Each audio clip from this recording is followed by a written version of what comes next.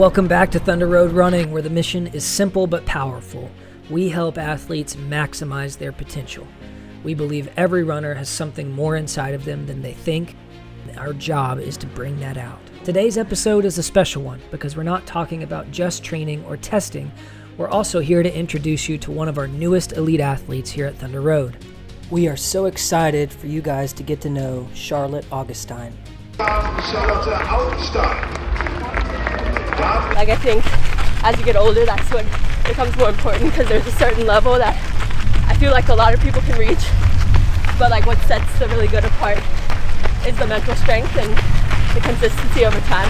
Charlotte attended a small school in South Georgia before earning a roster spot at the University of Georgia. During her time there, she matured into an elite athlete before pursuing a graduate degree at Wake Forest. Now, she has chosen to continue her journey with us at Thunder Road Running as she pursues her post-collegiate goals. This episode is more than just about one athlete. It's about the pursuit of excellence, the belief that potential is meant to be unlocked, and that we can all learn from the commitment to the process. Let's dive in and see what insights we can take away from her journey today. Good morning, y'all. We've got something pretty cool going on this weekend. We have got our latest post-collegiate coming into town from Georgia, just north of Atlanta. And we're going to be doing some athlete testing on her this morning, trying to get her unwired, figure out what it is that makes her tick. We just started working together maybe a month ago. She just graduated from Wake Forest. And, she is in that category of like aspiring post-collegiate where she needs to drop a little bit of time in order to go make a U.S. championship. But she's got key points in her athletic profile that make it look, like it's doable, like it's possible, like there's more meat left on the bone, And so our job this morning is to try and go dig a little bit and see if we can come up with some systems and some areas of improvement that can help get us there. Here at the track, time to get some testing done.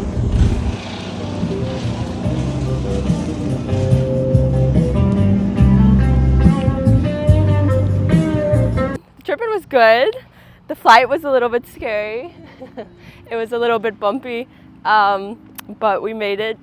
And I was surprised to land in the South Terminal of Austin, which I didn't know existed, but it was a tiny airport, so we got off the plane and we were like on the tarmac, and that kind of surprised me. But after that, it was good. I made it to where I'm staying safely and met up with a potential roommate last night for dinner, so that was fun.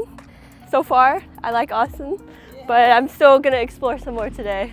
Maybe talk about your racing overseas this summer. Yeah, so I just got back like a month and a half ago from racing in Germany all summer, and my family's German, so I go there. I've been going there the last 3 summers to race and race at the national championships, which this year was pretty late. It was at the beginning of August, and so that was kind of the highlight of my summer. But before that, I was just doing little races around, a few in Belgium, a few in Germany.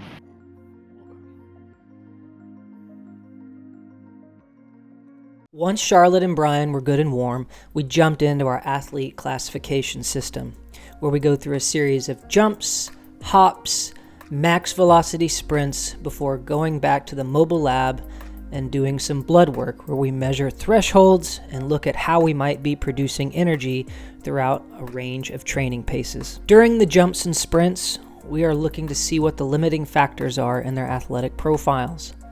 We can learn a lot about which event they might be best suited for, where injuries might most frequently occur, the ideal training paces, and how they produce speed when it gets hard. So far, so good. We are live on Instagram. The sprints went well. We're in the middle of the treadmill test, looking at the thresholds for Charlotte and Brian, both after different goals.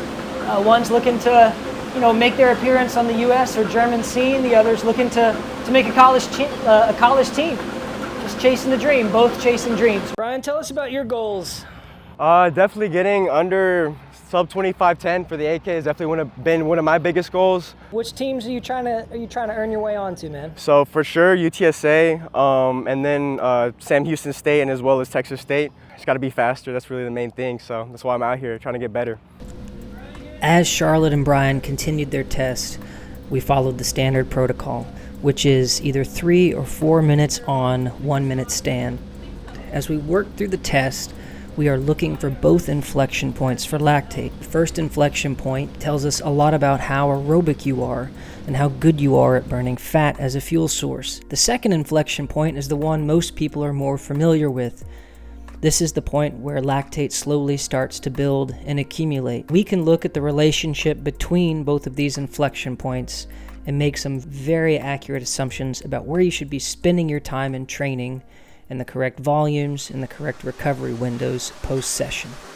See if we can get one more in after this. 5:42, and then maybe one more at 5:34 or something, and then we'll call it. You think you got that? See. Just get through this one smooth, and we'll see.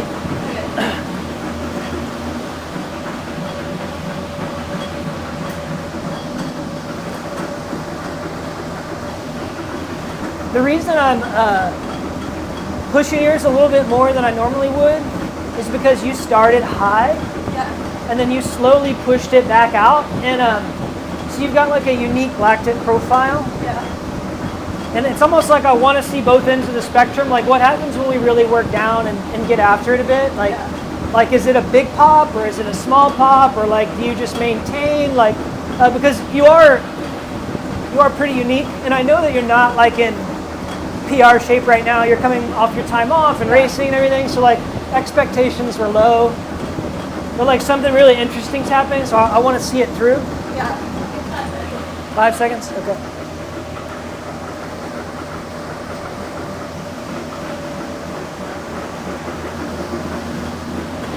All right, 1 to 10. 8 or 9. 8 or 9, we're getting there. Okay. You make it look easy. Where do you feel it the most? Lungs or legs? For sure. It took both athletes 6 phases of laddering down before the full lactate profile was finally achieved. Once we were finished, it was time to dive into the results a little bit and start planning the training moving forward. Okay. Do you remember anything like interesting about you versus the other girls? Mine was always high. Yeah. That's the only, I after like the first time I basically did my own paces because theirs was a lot lower. Yeah. So then, Like most of my double thresholds were all low, and then after that, Okay. I mean, I kind of knew I'm kind of interesting with that type of stuff. But that's kind of what draws me towards you and like testing anyways, because I think it's very hard for coaches to understand kind of the way I am. But yeah, I mean, it was good. It was hard. I feel accomplished now. I'm glad to get some numbers on paper, and yeah. If I had to sum up the findings from Charlotte's athletic profile on the day, it would be that she is a middle distance athlete who leans into the anaerobic side of things. She uses her mechanical efficiencies to power through high amounts of lactate, primarily through her high reactive strength. The areas of opportunity include sneaking some T1 work into days that are more informal so that we don't waste time, and getting into the weight room to improve our power output. Good morning. So we're about to do a long run, so 21% to 24% of the weekly mileage, which for me at the time I think is like between 10 and 12. Yeah, I'm super excited from here, even the parking lot, like I can see the views, so I'm excited to see how it is farther down. Gotta find a trash can. Oh my gosh, so many people. Yeah.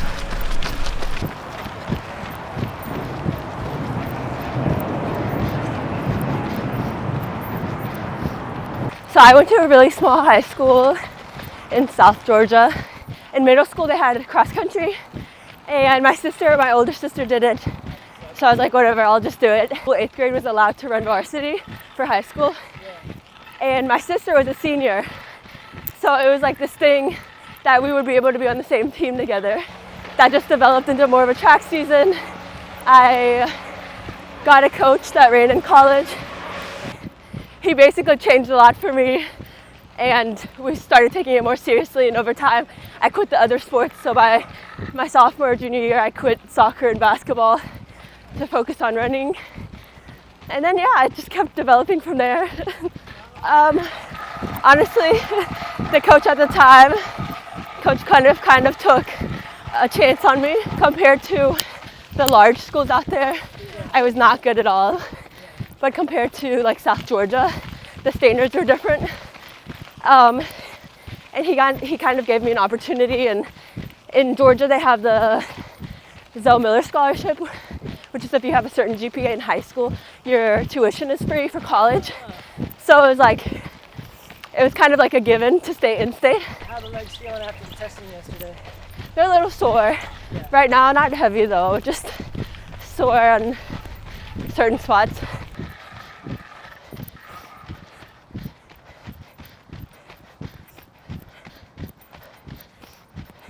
I mean, what are some things you learned about yourself at Georgia?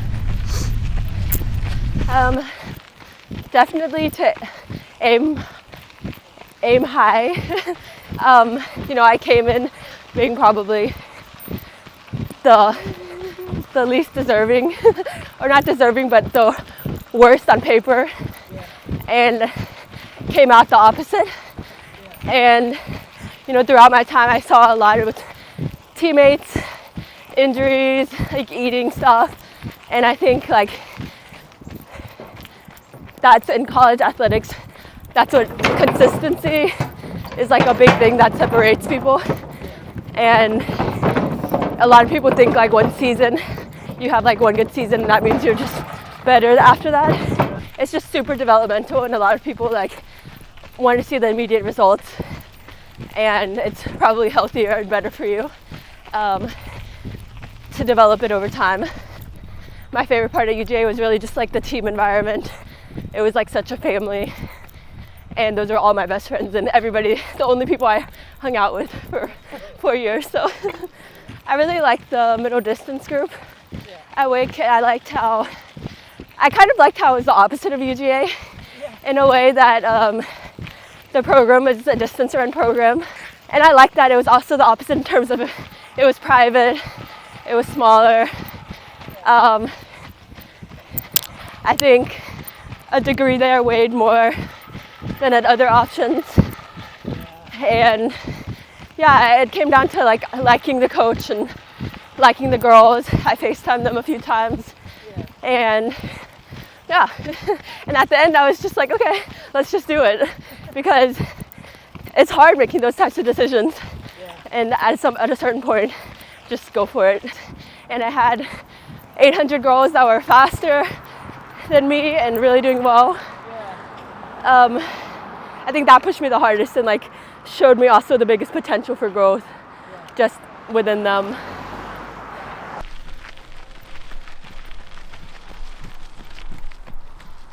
But like the way I see it, it's like definitely something I also feel like I need. Just as I got older in the sport, a lot of the stuff became more mental and like pressurized. So I think it's like a big and good challenge to have this time where I'm training a lot alone and having to push myself just to learn more about myself. Like it's up to me to wake up and do it. There's not like a bunch of girls counting on me. And that's been different, but I think it'll only help me grow, and especially in the sport itself. Like I think as you get older, that's what becomes more important, because there's a certain level that I feel like a lot of people can reach, but like what sets the really good apart is the mental strength and the consistency over time.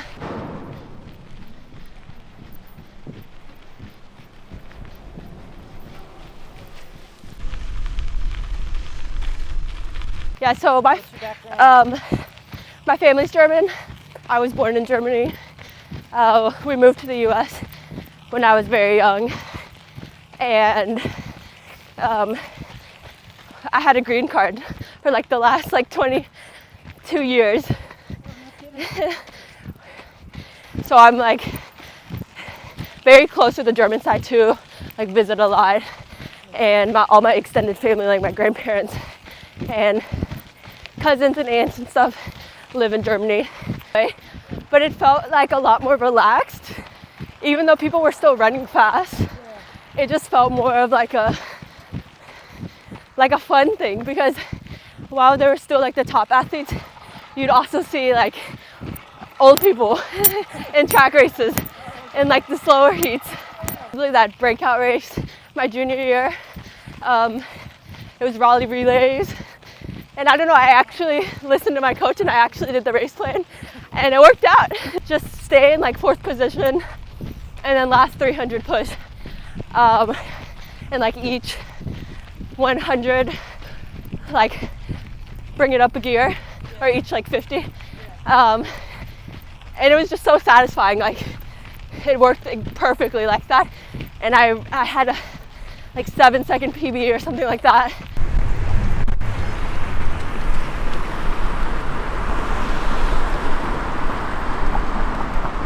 Mental prep for a race, got a whole lot of anxiety mixed up in it. And I feel like the mental prep for a race honestly starts like 2 days before. Last year with Coach Azuri, we did a lot of breathing exercises towards the end of the year. And that was a big thing, like we incorporated that, I think helped a lot before a race. It's just like keeping that, what do they call that, like curve? Yeah, at the right place, at the right time. Because sometimes it's hard to distinguish what is your body actually not being able to go faster and what's your mind telling you to stop. It's definitely changed also throughout the years and just like learning more about myself and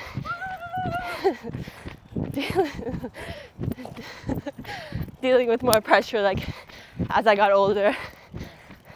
I had a coach tell me one time that,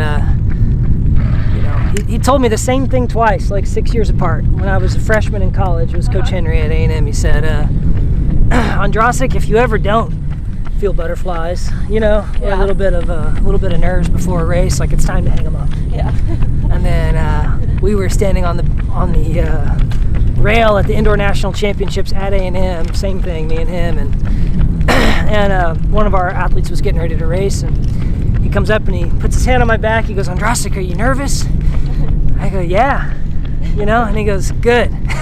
He goes, if you ever don't get that feeling before, your athlete's big race, like, then get out of coaching. Yeah. Right? So, the day that, you don't care enough to feel something, right? It's like, it's probably the day. Let it go. Yep. I always tell people butterflies in formation. So it's cheesy if you want to call it that, but it's true. It's like superpower, Yeah. Those emotions, they're super, super strong. I never realized how much a team actually like gave me drive personally. Like, I don't know, like I always thought it was, I was kind of running for me, but then like the first time I got on the line without, some sort of branding on my chest, I felt like a little less powerful for some reason. And I guess I never realized how much I'd actually leaned into that team aspect without maybe appreciating it, and then like, let's say 4 to 6 months later, it kind of became like a source of motivation, a source of like my own power. The idea of getting on the line and I'm running for Kevin finally, like without some sort of I felt like I was running to advance like my own ability versus like maybe to advance someone else's career or something, as bad as that sounds. You know what I mean? No, but like, it's true.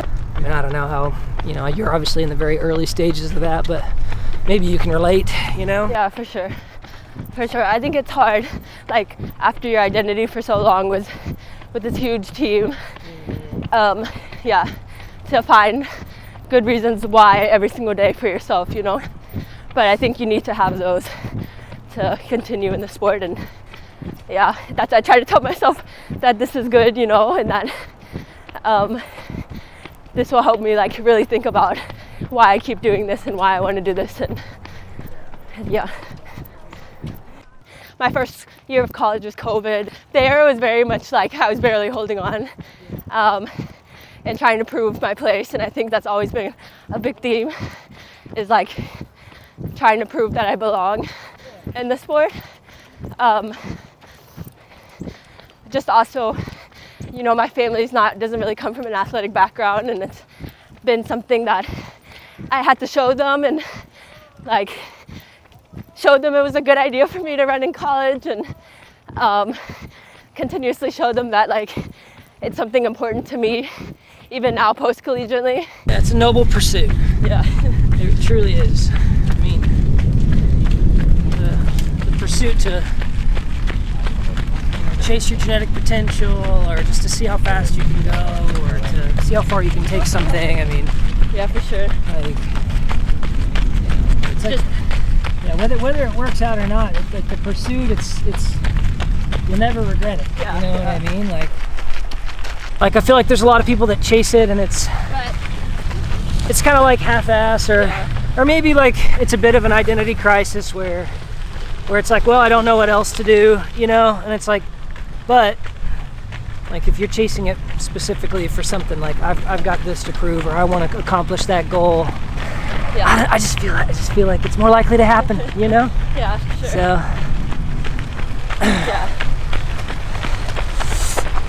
It's definitely not the easy route, but no. Nobody said anything about being easy. yeah. Oh no. I heard a story as well, you know, like similar instances, like Kevin Young, I call him Jelly Man. I got to room with him once at USA's. He was the world record holder in the 400 hurdles before Rye, and same thing when he broke his world record. He said his roommates were giving him a hard time somewhere overseas, and said, you're not gonna run that. He's like, I'm gonna run 47.2 or whatever the time was. And they go, fine, if you're gonna do it, you gotta write it on the wall. So he wrote his time across the entire hotel wall. Wow. And he did it. Wow. He did it the next day. So you were, if you were Kevin Young, what are you writing on your wall, Charlotte? I guess is the question. Is it a time? Is it a place? Is it a German national team? Is it a, you know what I mean? Yeah, like I think big goal of mine is, to medal at Germans, and it's definitely something that I have in the back of my mind. Yeah, I like that. Yeah, the German championship races are historically just very tactical. I think our first 100, 200 was pretty fast, but after that it's like you hit a break and everybody just starts walking, and it's really about being in the right position, because when somebody goes, you gotta be ready to go. And this year it didn't happen until the last 400 that somebody made the move and took it. Yeah, it's just like exhilarating, At that point you give all you got and you just try to pick off people and keep up, the finish line is like in sight, and it's like the final race of the season. And that, I feel like that part's the most fun, it's the most competitive. It comes down to just like who has the strength coming out of the prelims and who can still sprint at the end. Why I like the sport is like the competitive edge, and like that last final 200 where you can feel everybody beside you, and you're just racing to the finish. Yeah, for sure. I think it's really sad for me to see in a sport like ours, very developmental, very like, especially women's track field across, like I feel like it's not always a representation of who you were in high school. It very much goes both ways, and that the top girls may not be the top girls anymore. There's like a few percent that are, and I think there's also a lot of lower girls that become the top girls over time. And so having these like roster limits and stuff, it's really sad for just the development of the sport. And like for athletes like I was at that time, that just need an opportunity and like a setting to grow. And especially for the men in the SEC, I can't even imagine, also just like in terms of like, I had a team that was like 20 plus people, and that was such a good feeling because there's always somebody doing what you're doing. And there's no feeling like running in a pack like that, I'm not sure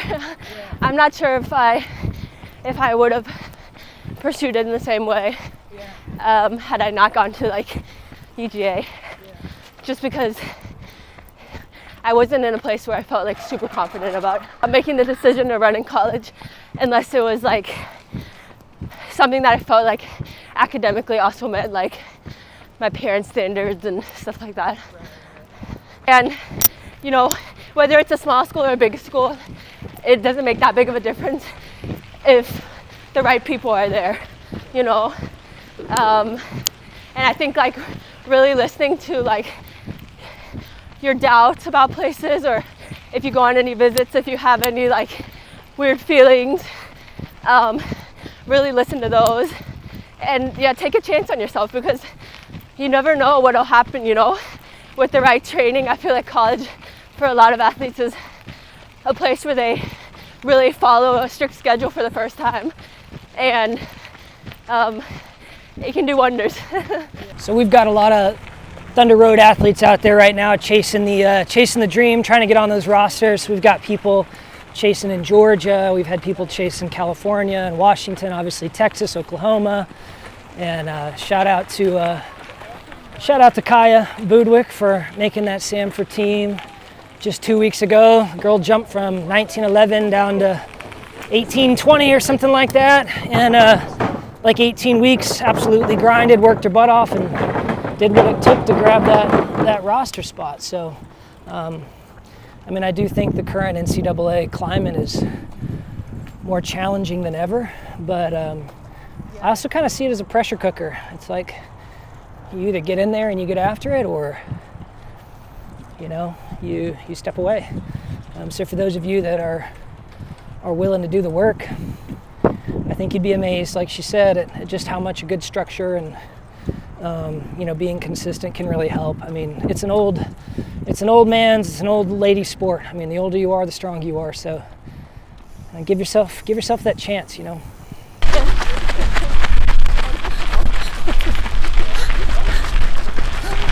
It's Tom Cruise, man.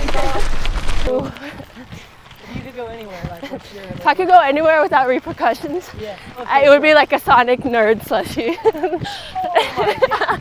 But I can't do that out. What's your favorite? Oh, mine's breakfast tacos, hands down. I've heard the ones here are famous. I mean, I make my own, but yeah, my go-to post long run all day, just like scramble up 5 eggs, like half of a potato, some really good salsa, and then just like however many tacos that is, that's however many I eat, you know. Yeah. It could be like 6, could be 8. Yeah. I can put away some breakfast tacos. Very nice, 10 out of 10. Highly recommend. Yeah, it exceeded my expectations. Where can we follow you? On this page or on my Instagram. Get down below. Like and follow. I would say stay tuned. There's a lot coming for Thunder Road, a lot coming for the team. Train smart, run fast.